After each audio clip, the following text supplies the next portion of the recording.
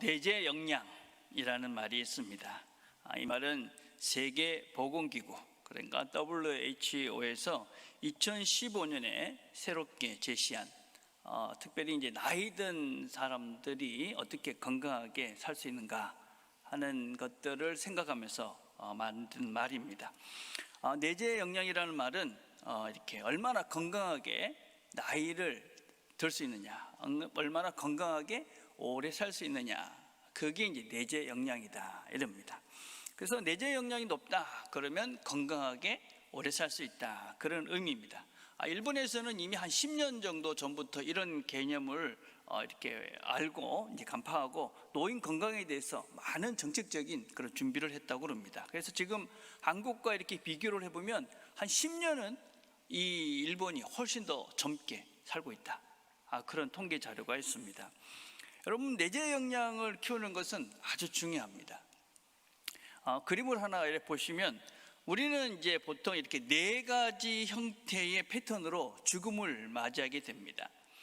첫 번째 그림은 한 달 안에 기능 저하로 급사한다, 이런 것은 이제 어떤 그 사고라든지 급속한 병, 젊었을 때 이렇게 돌아가시는 케이스고, 두 번째는 이제 건강하게 사시다가 나이가 돼가지고 이제 갑자기 기능 저하로 사망하는 그런 케이스를 이야기합니다. 세 번째는 이제 평생 어떤 질병을 가지고 계시다가 점점점 계속 이렇게 하다가 이제 아파가지고 돌아가시는 케이스고, 네 번째 같은 케이스는 노쇠가 돼가지고, 여러분 노화와 노쇠는 다릅니다. 노화는 우리가 나이가 들기 때문에 어쩔 수 없이 이렇게 나이가 들어가는 거죠. 걸음걸이가 좀 느려진다든지, 아니면 생각의 기억이 깜빡깜빡 한다든지, 뭐 이렇게 잘 안 들린다, 이런 건 노화 현상이죠. 근데 노쇠라는 것은 무엇이냐면 걷지 못하는 상태까지 가는 겁니다. 전혀 안 들리고 뭔가 전혀 생각을 못하는. 그래서 어떤 사람들의 특별한 도심이 반드시 있어야 살아가는 상태를 노쇠라고 그럽니다. 근데 이제 노쇠라는 마지막 같은 그림들이 오랫동안 이런 노쇠한 상태로 있다가 그래서 다른 사람들의 많은 돌봄을 받다가 긴 시간을 보내고 돌아가시는 케이스를 말합니다. 그럼 우리가 이제 노화는 막을 수가 없지만 노쇠는 막을 수 있다. 그래서 노쇠되지 않는 상태를 유지해 가야지 우리가 건강하게 살 수가 있다, 그렇게 이야기합니다. 자, 근데 우리 모두는 어떤 상태를 원하십니까? 뭐 어르신들 편한 말씀으로 이제 9988234 그러잖아요, 그죠? 99세까지 팔팔하게 살다가 2, 3일 아프다가 이제 돌아가시는 거, 그게 이제 9988234잖아요. 다 그렇게 원하십니다. 그런 그림은 두 번째 그림을 이야기하는 거죠. 그러니까 내재 역량이 충분해가지고 우리가 노화가 되어져 가지만은 그것이 그냥 어떤 면에서는 노쇠되지 않아가지고 내 삶을 살다가 그러다가 나이가 들어서 이제 돌아가시는 케이스를 말합니다. 여러분, 그러기 위해서는 뭐가 필요하느냐? 미국 노인학회라는 곳이 있습니다. 미국 노인학회에서 우리가 이런 내재 역량, 우리가 건강한 삶을 살기 위해서는 4M이 필요하다. 그게 뭐냐면 What Matter, 그래서 삶의 목표, 그 다음에 마음가짐, 멘테이션, 질병관리, 메디컬 이슈, 그 다음에 이동성, 모빌리티. 이 그림을 한번 보여주실래요? 이 4가지가 정말 중요하다. 이 4가지 중에 한 개라도 무너지게 되어지면 그 사람들은 건강하게 살 수가 없다. 근데 이 제일 중요한 게 무엇입니까? 첫 번째는 무엇이 중요한가? 삶의 목표가 1차적으로 제일 중요하다, 그렇게 이야기합니다. 우리가 지금 살고 있는 이 시대는 이 목표가 잘못되기 때문에 가속 노화 상태다, 이렇게 얘기합니다. 그러니까 노화를 막 촉진시키는 그런 목표를 잡아놓고 우리도 모르는 사이에 거기에 끌려가기 때문에 우리가 그냥 급속하게 늙어간다 하는 것입니다. 우리의 대부분의 한국 사회의 목표가 무엇이냐면 물질이나 쾌락입니다, 그렇죠? 그리고 그것이 다 조금은 높습니다. 근데 쾌락과 물질이라는 것은 만족이 없죠. 늘 조금만 더 있었으면 좋겠죠. 늘 조금만 더 하죠, 그렇죠? 그러다 보니까 그 목표가 이루어지지 않으니까 자연스럽게 스트레스가 쌓이죠. 초조해지고 화가 납니다. 그럼 스트레스가 나오고, 그 스트레스라는 것은 무엇이냐면 우리의 뇌의 전두엽, 우리의 어떤 판단하고 결정하는 그런 뇌의 이 전두엽에 영향을 줍니다. 그런데 그런 스트레스가 막 생기다 보니까 뇌의 포구, 브레인 포구라고 그러는데 뇌가 희미해지는 겁니다. 그러니까 판단을 잘 못하게 되고, 그러다 보니까 또 어리석은 결정을 하게 되고, 그러니까 또 계속적으로 아주 불규칙한, 아주 우리의 생각을, 우리의 삶을 망치게 되는 그런 악순환을 겪게 되죠. 이 그림 같은 거 한번 보여주세요. 그런 그림이죠. 우리가 잘못된 어떤 탐욕, 욕심을 갖게 되고, 그게 안 채워지니까 화가 나고 초조해지고, 그러다 보니까 어리석은 결정을 하게 되고, 이런 악순환을 거듭하면서 우리는 점점점 빨리 더 늙어간다. 노화 가속 상태의 사회가 지금 한국 사회다, 그렇게 진단하고 있습니다. 우리의 삶의 목표, 이걸 바르게 세우는 것이 무엇보다도 중요하다. 그리스도인들은 삶의 목표를 도대체 무엇으로 하고 살아야 될까? 특별히 이제 나이가 들고, 그렇죠? 나이가 들어서 인생의 후반전, 어떤 면에서는 거진 이제 결승점을 향해서 살아가고 있는 우리 어르신들은 이제 특별히 어떤 삶의 목표를 세우고 살아야 할까? 우리는 먼저 우리의 한계, 이걸 인정하는 것이 정말 중요합니다. 우리 한계. 특별히 나이가 들면 우리의 한계를 알고 도움을 요청하고 도움이 필요한 존재다라는 것을 깊이 깨닫는 것이 정말 중요합니다. 그럼 바울 생각하면 어떤 생각이 드십니까? 정말 열심히 산 사람이잖아요, 그렇죠? 아주 열심히 산 사람인데 이제 하나님 앞에 설 시간이 다 되었습니다. 그리고 이제 편지를 씁니다. 사랑하는 제자이며 또 영적인 아들인 디모데에게 편지를 쓰고, 긴 편지를 쓰고 난 다음에 마지막 이렇게 이야기합니다. 너는 어서 속히 내게로 오라. 데마는 이 세상을 사랑하여 나를 버리고 데살로니가로 갔고, 그레도스는 갈라디아로, 디도는 달마디아로 갔고, 내가 올 때에 내가 들어와 가보의 집에 있던 겉옷을 가지고 오고, 또 책은 특별히 가죽 종이에 쓴 것을 가져오라. 지금 바울이 마지막 어떤 순간에 외롭고 힘드니까 너 빨리 와서 나를 좀 도와라. 너의 도움이 필요하다. 그렇게 이야기를 하고 있습니다. 열정과 열심으로 살았던 그 사도 바울이 이제 나는 너의 도움이 필요하다. 리차드 로라는 분이 이런 말을 했습니다. 나이가 들었다는 것은, 늙었다는 말은 미완성으로 끝났다는 것을 인정하는 것이다. 아주 중요한 말입니다. 나이가 들었다. 내가 어떤 면에서는 세상을 살 만큼 살아본 경험이 있다. 그러면 미완성으로 끝나는 거구나, 세상이, 우리의 삶이. 그걸 깨닫는다는 것입니다. 우리가 나이가 들면 시력이 약해지고 힘이 줄어들고 기억력도 감퇴하고 그런 걸 깨닫죠. 그래서 이 나이가 들었다, 그래서 나를 보면 사람이라는 존재가 나라는 존재의 한계를 인정하고 받아들일 수밖에 없죠. 나는 이런 존재구나, 이것밖에 안 되는 존재구나. 그리고 그런 부족함과 어떤 면에서 연약함을 다른 사람들도 그렇게 받아주죠. 그래서 나이가 드신 어른들에게 30kg, 40kg짜리 쌀가마니를 지고 가라 하지 않습니다. 100m를 15초에 뛰세요, 그러지도 않죠. 새로운 첨단 기술을 배우라 하지도 않습니다. 무거운 짐은 젊은 사람들이 대신 지어주죠. 신호등에 걸어가실 때 천천히 가도 빨리 가세요 하지 않습니다. 기억이 나지 않는다, 그래도 그럴 수 있지 하고 받아주죠. 그런데 우리가 하나님을 믿는다 하는 것은 무엇이냐면요, 우리가 완전해지는 것이 아닙니다. 우리가 하나님을 믿는다는 것은 하나님과 하나가 되어져 가는 과정입니다. 여러분, 내가 완전해지고 온전해지는 이런 차원이 아니라 우리는 하나님과 내가 하나로 묶여져 가는 과정이, 그게 신앙생활입니다. 그래서 그거는 내가 약하고 내가 미숙하고 내가 불완전하다는 것을 절실하게 깨달을 때, 그때부터 어떤 면에서는 진짜 시작해 갈 수 있는 단계이기도 합니다. 좀 젊고 힘이 있고 능력이 있을 때는 내가 뭔가 할 수 있을 것 같죠. 그래서 내가 미숙하다, 내 힘으로는 안 된다, 도움이 필요하다, 이런 것들을 수용하는 것이 쉽지 않습니다. 그런 걸 수용하면 내가 뭔가 좀 모자라는 사람 같고, 내가 뭔가 이렇게 약한 존재로 비칠 거를 두려워합니다. 근데 나이가 들게 되면 절실하게 깨닫습니다. 절실하게 깨닫죠. 내 힘으로 할 수 있는 것이 없구나. 내 힘으로 할 수 있는 것이 없구나. 도움이 필요하구나. 여러분, 그렇다고 노인이 됐기 때문에 무례해지라는 것은 아니죠. 아무에게나 도움을 청하라는 얘기도 아닙니다.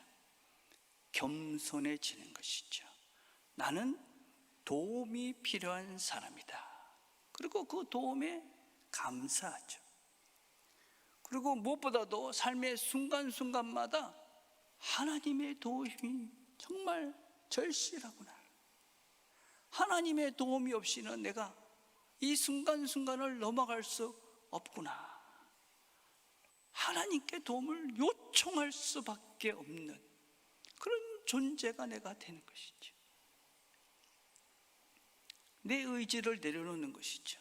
내 자만심을 내려놓는 것이죠. 그리고 이제는 하나님 뜻에 순종하겠습니다 라고 할 수밖에 없는 존재. 그런데 여러분, 그렇기 때문에 우리가 더 낮아지는 것이죠. 더 깊어지는 것입니다. 여러분, 깊어지는. 내 자신을 하나님께 내려놓고, 하나님, 내가 어떻게 할 수가 없습니다. 그걸 깨닫고 하나님 앞에 나를 내려놓는 순간 내가 하나님과 하나 되어지며 깊어지죠. 낮아지죠. 그리고 넓어지는 거죠. 그래서 여러분, 나이가 든다는 것은 하나님과 더 깊게 묶여지는 것이고, 더 낮아지는 것이고, 깊어지는 것이죠. 넓어지는 것입니다. 그래서 나이 드는 사람들이 가지고 있는 특징은 평화죠. 평온함입니다. 평안함인 것이죠. 성숙해지고 우리가 정말 나이를 하나님과 함께 이 길을 올바로 걸어가면 나이가 들면 평안해지는 것이죠. 예. 왜냐하면 내 부족, 내 한계, 내 미숙과 내 연약함을 알기 때문에 너의 미숙도 내가 이해가 되는 거죠. 너의 부족함도 내가 이해가 되는 것이죠. 너의 약함도 내가 이해가 되는 것이죠. 그러니까 편안해지는 것이죠. 이것도 맞고 저것도 맞으니까 충돌이 점점 사라지는 것이죠. 갈등이 사라져가는 것이죠. 우리가 잘 아는 황희정성 이야기를 잘 아시죠, 그렇죠? 황희정성 집에 이 하인들이 서로 싸웠습니다. 하인들이 와가지고 황희정성에게 내가 맞습니다, 또 다른 해인 와서 또 내가 맞습니다. 그러니까 황희정성이 내 말도 맞고 또 너 말도 맞다, 그러는 겁니다. 그러니까 옆에 보고 있던 부인이, 아니 누가 맞다는 겁니까? 당신은 그렇게 말하면 안 됩니다. 그러니까 황희정성이 뭐라고 그랬습니까? 부인 말도 맞습니다. 우리가 나이가 들면서 깨달아가는 것이 무엇입니까? 다 맞는 면도 있고 다 틀린 면도 있구나. 다 맞기도 하고 다 틀리기도 하고. 그래, 네 말도 맞고 네 말도 맞고 당신 말도 맞고. 근데 더 중요한 게 뭡니까? 나이가 들어보니까 이제 무엇이 옳고 그런 것보다 더 중요한 게 뭡니까? 부부 관계에서도 보면 누가 맞느냐고 싸우는 분들이 계실 수 있죠. 네 말이 맞다, 내 말이 맞다, 이 말을 했다, 저 말을 했다. 그게 뭐가 중요합니까? 그죠? 부부가 누가 옳은가 그거 판단하려고 같이 사는 건 아니죠. 판사를 하셔야죠. 그럼, 그죠? 부부가 뭡니까? 서로 사랑하고 서로 행복하게 기쁨을 나누며 위로하고, 그렇게 살기 위해서 부부가 함께 지내는 것입니다. 판결하고 누가 더 옳고 누가 더 바르다는 것을 결정하고 그걸 찾아가는 게 부부가 아니죠. 힘이 되는 것이죠. 괜찮다, 위로하고, 그리고 동반자로 함께 그 길을 가는 사람들이 부부죠. 그럼 그게 부부뿐만 아니라 우리 인생의 걸음들 속에서 나이가 들면 깨닫게 되는 거죠. 누가 옳고 그른 것보다 더 중요한 건 너와 나의 관계, 너와 나의 속에서 있는 평화. 그래서 나이가 들면 평안해지는 것이죠. 어르신들을 만나면 그냥 편안해지는 거. 아이고, 저분을 만나면 편안하다, 내 마음 편하다. 그러면 나이를, 세월을, 신앙의 걸음을 잘 걸어오신 것이죠. 이 세월을 오래 사신 분들의 특권이죠. 편안하다. 여러분, 그런데 그런 편안한 나이 등 편안한 사람이 그냥 세월만, 시간만 보낸다고 편안해지느냐? 그렇지는 않은 것이죠. 바울은 어떻게 인생을 살았느냐? 평생 선한 싸움을 싸웠습니다. 오늘 디모데후서 4장 7절에 이렇게 말했죠. 나는 선한 싸움을 싸우고 나의 달려갈 길을 마치고 믿음을 지켰으니. 여러분, 바울은 평생 돈을 위해서 싸우지 않았죠. 평생 명예를 위해서 싸우지 않았습니다. 권력을 위해서 싸우지 않았습니다. 자신의 이익을 위해서 싸우지 않았습니다. 자신의 신념을 위해서 싸우지 않았습니다. 자기의 고집스러움을 만족시키기 위해 평생을 살지 않았습니다. 선한 싸움을 싸운 것이죠. 선한 싸움. 신앙인들이 싸워야 되는 선한 싸움은 두 종류가 있습니다. 첫째는 외적인 싸움이 있죠. 로마서 12장 17절에 말합니다. 아무에게도 악을 악으로 갚지 말고 모든 사람 앞에서 선한 일을 도모하라. 할 수 있거든 너희로서는 모든 사람과 더불어 화목하라. 악에게 지지 말고 선으로 악을 이기라. 신앙인들의 싸움은 무엇이냐면 선으로 악을 이기는 것입니다. 악에 대해서 선으로, 틀려도 그 사람을 이해하는 마음으로, 좋은 마음으로 어쩌든지 평화하고 사랑하며 선으로 악을 이기는 싸움, 평화를 이루는 싸움, 사랑하는 싸움. 힘으로 뭔가를 하는 것이 아니라 사랑으로 이기는 싸움. 이게 우리가 싸워야 되는 싸움이죠. 이런 싸움을 싸워가야 평화의 사람이 되니 평화로운 존재가 되는 것이죠. 그런 사람들을 만나면 평안한 것이죠. 참 좋다, 평화롭다. 선한 싸움을 싸워야 되는 것이죠. 두 번째 싸움은 자신과의 싸움입니다.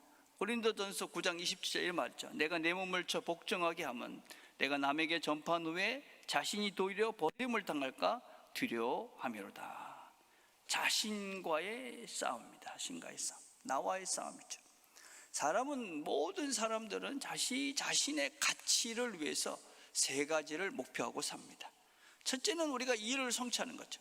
우리는 어떤 일을 성취해 갈 때 내 존재 가치를 느껴요. 우리 모두 뭔가 일을 시작하면 마치기를 원하죠. 그럴 때 우리는 그래, 내가 참 잘했다, 이런 삶의 가치를 느낍니다. 그죠? 두 번째는 타인과의 관계입니다. 너와 나의 관계들 속에서 아름다운 관계가 유지될 때 사람은 자기 존재 가치를 느낍니다. 참 좋다, 내가 참 가치 있는 존재예요. 세 번째는 자신을 향한 성찰입니다. 스스로 돌아봐서 내 자신이 참 나아져 가고 있다, 그런 걸 깨닫게 되었을 때 우리는 스스로에 대한 가치를 알게 되어지고 삶의 의미를 부여하게 되어집니다. 그런데 젊었을 때는 어떻습니까? 뭔가 일을 해서 뭔가 성취하라는 것이 많죠. 사람들도 다양한 사람들을 만나면서 그 관계들 속에서 내가 뭔가 스스로의 가치를 증명해 내려고 그럽니다. 그러다 보니까 스스로 자신을 돌아보는 시간들은 부족하죠. 그런데 나이가 든다 하는 것은 이제 우리가 뭔가 이뤄낼 수 있는 것들이 제한되죠. 관계들도 이제 점점 적어 들어갑니다. 이제는 뭔가 더 내 자신의 삶에 가치 있게 스스로를 알기 위해서 무엇이 필요하냐? 자기 성찰이죠. 자기 자신을 돌아보는 시간입니다. 이제 나이가 든다 하는 것은 자기 자신과의 싸움에 더 집중할 수 있는 시간이 되었다 하는 것입니다. 여전히 다른 사람들이 어떻게 하는가, 내가 뭔가 더 가지려고 뭔가 이루려는 그런 삶을 사는 것은 아주 어리석은 것이지. 할 수도 없고 되지도 않고. 그런데 우리는 그 시간이 주어졌기에 나를 보는 것이죠. 그래서 여러분, 이제 기도라는 것을 나이 든 분들이 하는 기도는 이제 내용이 달라져야 되는 거죠. 하나님 앞에 서 있는 나를 자꾸 보셔야 되는 거죠. 하나님의 눈으로 나를 보는 것입니다. 내가 누리고자 하는 그 하나님의 나라를 바라보는 것이죠. 하나님 나라, 내가 있기를 원하는 그 하나님 나라를 바라보며, 또 하나님께서 기대하시는 나를 바라보며, 내가 지금 어떤 존재가 돼가고 있는가 하는 나를 바라볼 수 있어야 되는 거죠. 바울이 싸웠던 싸움입니다. 나를 깊이 돌아볼 수 있는 나이, 나를 하나님 앞에 세워놓고 볼 수 있는 나이, 그게 이제 우리가 나이 든 나, 그런 나를 돌아보게 되면 내가 하나님 앞에서 서 있는 존재, 하나님과 함께 있는 존재, 그런 존재가 되니까 평화롭죠. 여러분, 무엇에 내가 매여 있으면 평안한 사람이 되겠습니까? 내 인생이 하나님과 함께하고 하나님께 묶여있는 그 상태가 되면 우리는 평화로울 수밖에 없습니다. 그걸 우리가 그 싸움을 해가는 것이죠. 그런데 바울은 이 싸움을 언제까지 했다고 그럽니까? 나는 선한 싸움을 싸우고 나의 달려갈 길을 마치고 믿음을 지켰으니, 이 싸움을 여기까지 끝까지 내가 해왔다 하는 것입니다. 우리가 지금 이 나이까지 지금 이 길을 가고 있음에 대한 감사죠. 믿음의 길입니다. 믿음의 길. 이 믿음의 길을 여기까지 끝까지 갔다. 사무엘이 돌을 취하여 미스바와 센 사이에 세워 이르되 여호와께서 여기까지 우리를 도우셨다 하고 그 이름을 에베네셀이라 하니라.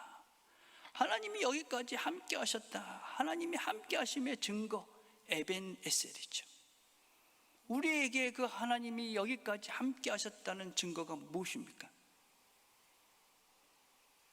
여러분들이 이 자리에 있는 것입니다. 여러분들이 이 자리에 있는 것. 하나님께서 내 믿음을 붙잡고 여기까지, 이 자리까지 있게 하셨구나. 이 자리가 그래서 중요한 것입니다. 여러분, 하나님이 여러분을 붙잡고 가시는 구체적인 증거가 뭐냐? 내가 이 자리에, 이 믿음의 자리, 하나님을 예배하는 이 자리에 있구나. 에베네셀의 하나님인 것이죠. 그래서 여러분, 나이를 들어간다는 것은 축복입니다. 축복. 오늘 디모데후서 4장 8절 이렇게 말했죠. 이제후로는 나를 위하여 의의 면류관이 예비되었으므로 주 곧 의로우신 재판장이 그날에 내게 주실 것이며. 그리스도인들의 나이듦이라는 것은 특별히 죽음이 가까이 오는 자들이 누리는, 그리스도인들이 누릴 수 있는 복이 무엇이냐? 죽음 앞에서 천국을 볼 수 있는 소망입니다. 죽음 앞에서 천국을 볼 수 있는 소망. 여러분, 죽음 앞에서 두렵고 떨리는 것이 아니라 천국을 보고 그것에 대한 소망. 그래서 믿음의 길을 걸어가면 그 길이 점점점 분명해지는 것이고, 그리고 더 확신 속에서 천국을 보면서 그 길을 걸어가는 것이죠. 여러분, 지금 바울은 죽음의 시간입니다.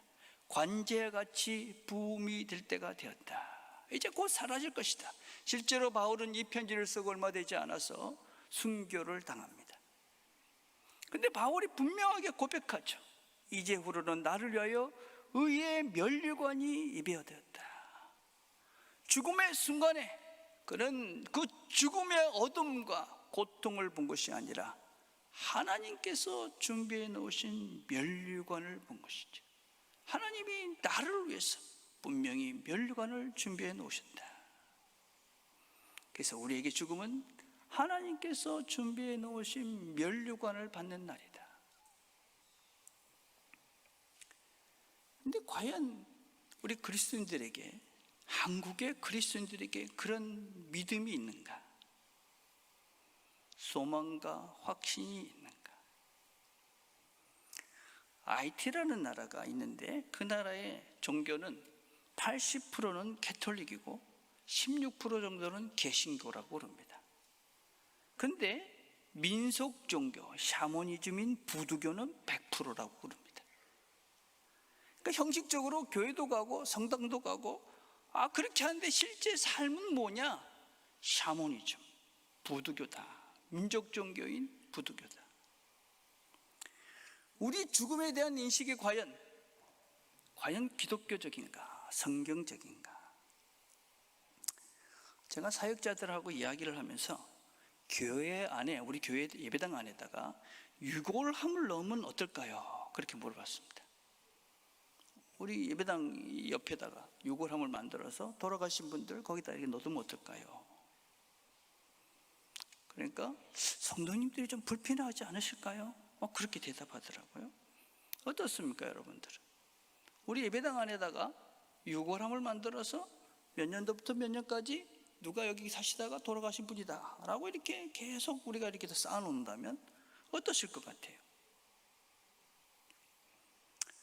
우리는 죽음에 대해서 상당히 멀리 두고 싶고 막연한 두려움이 있죠.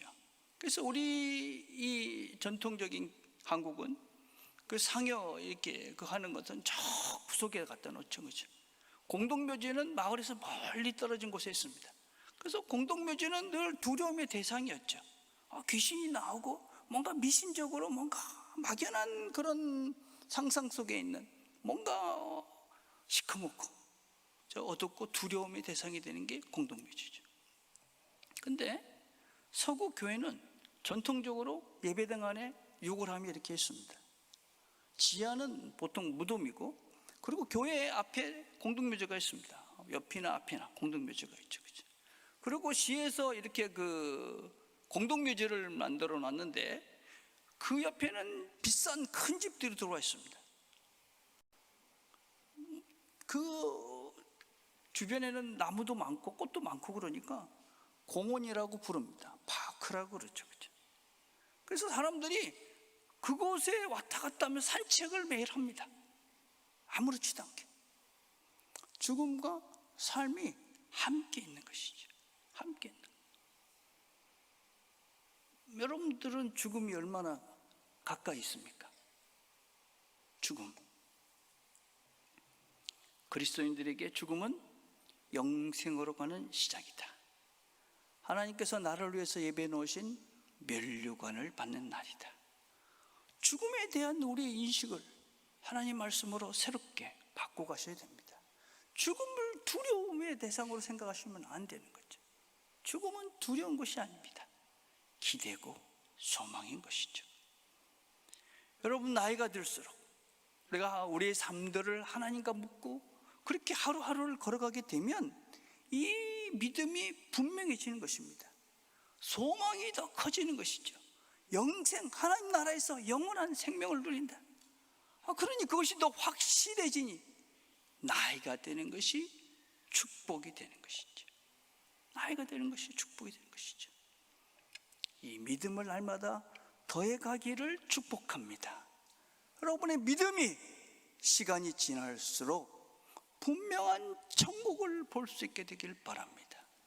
천국을 볼 수 있는 믿음, 천국을 보고 오늘을 살아갈 수 있는, 내 삶을 하나님께 묻고 하루하루를 걸어가는 믿음, 그게 신앙인의 걸음이죠. 그래서 우리에게 이러면 축복인 것이죠. 또 이 신앙의 선배들, 나이든 신앙인들의 복이 무엇입니까? 이 귀한 믿음을 물려줄 후손들이 있다는 것이죠. 신앙의 후배가 있다. 바울이 이렇게 고백합니다. 주 곧 의로우신 재판장이 그날에 내게 주실 것이며 내게만 아니라 주의 나타나심을 사모하는 모든 자에게니라. 믿음의 유산을 물려줄 수 있는 사람들이 있다. 그 믿음의 유산을 물려줄 수 있는 믿음의 선배들이 누리는 복이죠, 그죠? 우리의 인생의 목표를 무엇으로 삼을 것인가? 하나님 앞에 설 때에 나, 하나님과 묶여져 있는 나, 천국을 바라볼 수 있는 나, 그 모습을 삶의 목표로 삼고 하루하루 사시기를 축복합니다. 아름다운 신앙의 믿음의 유산들을 후손들에게 물려주는 그런 복을 누리시는 우리 모두가 되기를 주님의 이름으로 축복을 드립니다.